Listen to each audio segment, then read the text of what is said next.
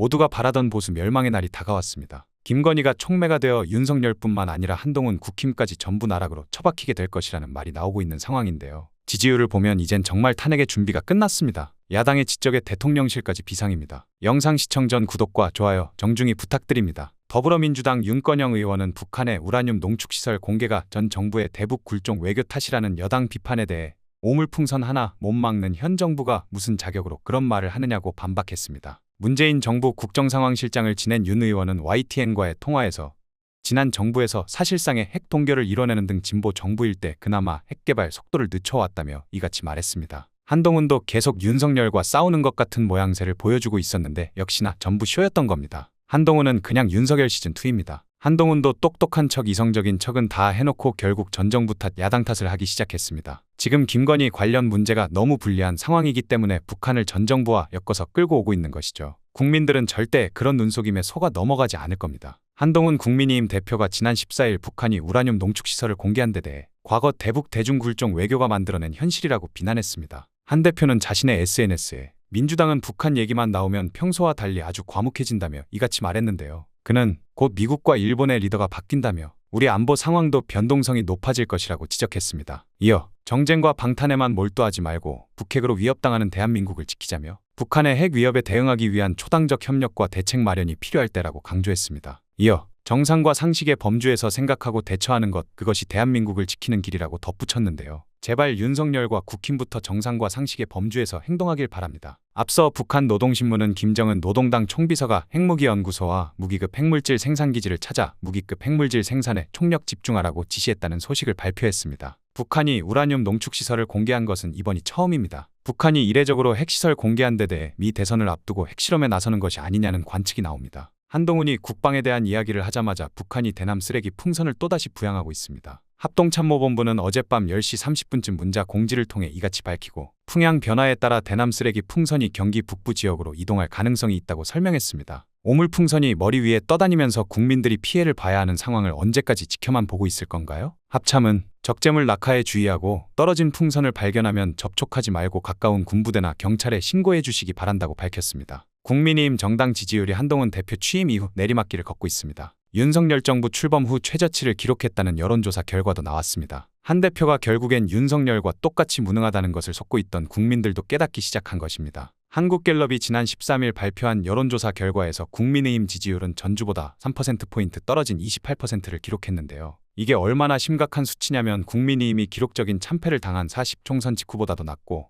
윤 정부 집권 기간을 통틀었을 때도 가장 낮은 수치입니다. 국민의힘 지지율은 최근 들어 지속적인 하락세를 보이고 있습니다. 한 대표가 취임한 기간 이후로 계속 떨어지는 일만 반복되고 있습니다. 무엇보다 중요한 것이 정통 보수층의 국민의힘 지지 강도가 약해지고 있다는 겁니다. 이번 조사에서 대구 경북 지역의 국민의힘 지지율은 46%로 절반에도 못 미쳤습니다. 70대 이상의 국민의힘 지지율은 53%로 과반에 간신히 턱걸이한 수준입니다. 한동훈이 법무부 장관 시절에 국회에서 똑똑한 이미지를 만들며 지금 여당 대표라는 자리까지 온 건데 결국엔 다 거품이었던 겁니다. 이미 알만한 국민들은 다 알고 있었습니다. 정치판에 새로운 인물이 갑자기 등장해서 피봉계 윤석열 하나로도 국민들은 죽을 맛인데 한동훈한테 또 속은 국민들이 있는 것이죠. 한동훈은 무능합니다. 보수층 사이에 한 대표가 당을 쇄신하고 대통령실을 견인할 것이라는 기대가 있었는데 이에 상응하는 성과를 내지 못하면서 당 지지율이 윤 대통령과 함께 동반 추락하고 있다는 것입니다. 같은 조사에서 윤 대통령의 국정 지지율은 20%로 역대 최저치를 기록했습니다. 이제 20%도 무너지기 일보 직전입니다. 이런 상황에 김건희 논란이 계속 터지니 한 발짝 더 내디디면 탄핵으로 떨어지게 될 예정입니다. 더불어민주당은 13일 도이치모터스 주가 조작 사건 전주 손모 씨가 유죄 판결을 받은 것을 두고 김건희 특검은 필연이라고 밝혔습니다. 특히 민주당은 판결문에 김건희의 녹취록이 담긴 것과 관련 김건희는 대한민국에서 불공정과 국정농단의 대명사가 됐다며 김건희 특검 수용을 촉구했습니다. 민주당 검찰독재대책위원회는 이날 기자회견을 열고 김건희 특검에 반대하는 세력은 불공정 세력이고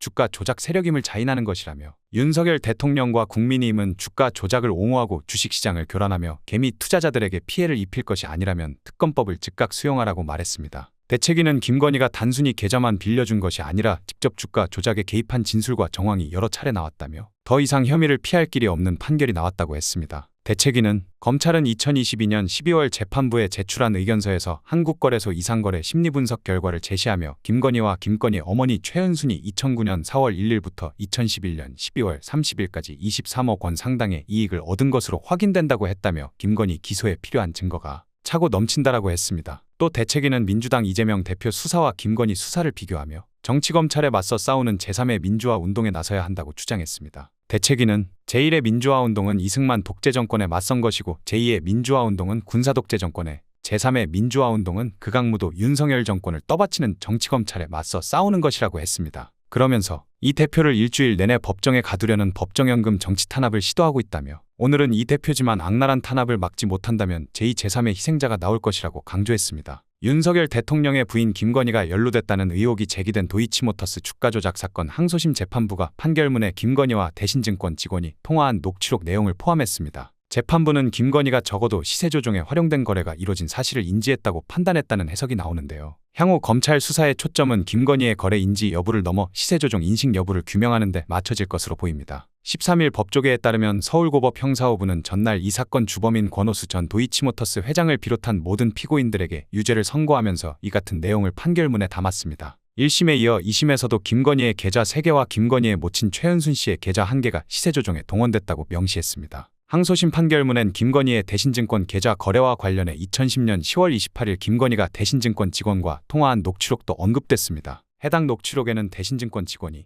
예 교수님 저 그 10만주 냈고 그거 누가 가져가네요 라고 하자 김건희가 체결됐죠라고 답한 내용이 담겼습니다. 이어 직원이 예 플러스 이쪽에서 가져가네요 보니까라고 하자 김건희는 그럼 얼마 남은 거죠? 라고 묻습니다. 직원이 이제 8만 개 남은 거죠라고 하자 김건희는 아니 그니까 그거 나머지 금액이 어떻게 되냐고요 라고 반문합니다. 재판부는 김건희가 거래 결과와 금액을 사후적으로 확인하거나 증권사 담당자가 김건희에게 사후 보고를 하고 있을 뿐이고 권 전 회장 주장대로 김건희가 맡긴 증권사 담당자가 자신의 판단으로 주식 거래를 하는 내용이라고는 보이지 않는다고 판단했습니다. 해당 녹취록은 자신의 지시에 따라 이뤄진 거래가 아니라는 권 전 회장의 주장을 받아들이지 않고 시세 조종에 활용됐다고 인정하는 논거로 제시됐습니다. 이는 도이치모터스 2차 주가 조작 시기 시세 조종에 활용됐다고 인정된 대신증권 계좌의 거래를 김건희가 충분히 인지했다고 본 것이기도 합니다. 시세 조종 방조 혐의가 인정돼 2심에서 유죄를 선고받은 전주 손모 씨의 경우 재판부는 손 씨가 권 전 회장의 주가 조작 범행을 미필적으로나마 인지하면서 수십억 원의 도이치모터스 주식을 매수했다고 판단했습니다. 2심 재판부가 김건희의 대신증권 계좌의 경우 권 전 회장에게 투자를 일임한 케이스라고 판단한 점도 따져봐야 할 부분입니다. 재판부는 권 전 회장 등의 관여하에 거래가 이뤄지고